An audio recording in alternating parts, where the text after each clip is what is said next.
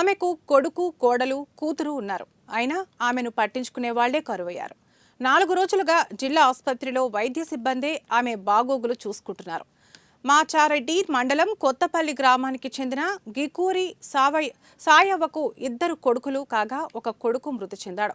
మరొక కొడుకు వెంకటేష్, కోడలు రాజేశ్వరి, కూతురు సరోజన ఉన్నారు. గత 10 ఏళ్లుగా వీరు కొత్తపల్లిలో ఆస్తులని అమ్ముకుని కామారెడ్డి పట్టణంలో నివాసం ఉంటున్నారు. అయితే ఈ నెల 18న సాయవ్వ కింద పడిపోవడంతో చెయ్యి విరిగింది.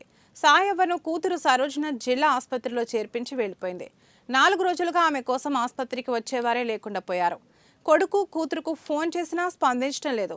దాంతో ఆసుపత్రి వైద్య సిబ్బంది, పోలీస్ కానిస్టేబుల్ లక్ష్మణ్ రావులు వృద్ధురాలికి సేవలు చేస్తున్నారు. ఇకనైనా సాయవ్వ కొడుకు, కూతురు ఆసుపత్రికి వచ్చి సాయవ్వను తీసుకెళ్లాలని వైద్య సిబ్బంది కోరుతున్నారు.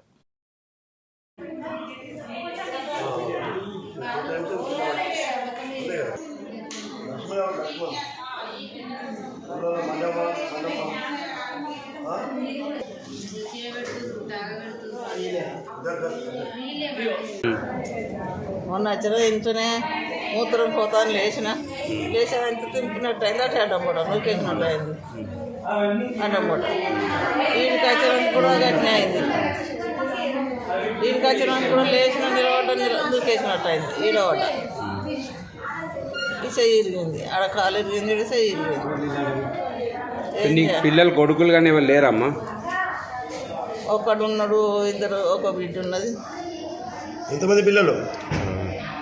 అదే చచ్చిపోయింది. ఒకటి చచ్చిపోయాడు. ఉన్నోళ్ళు 2 అయితే గీతం. ఎవరు వచ్చి అడ్మిట్ చేసినాం ఇక్కడ హాస్పిటల్? నేను నా బిడ్డ.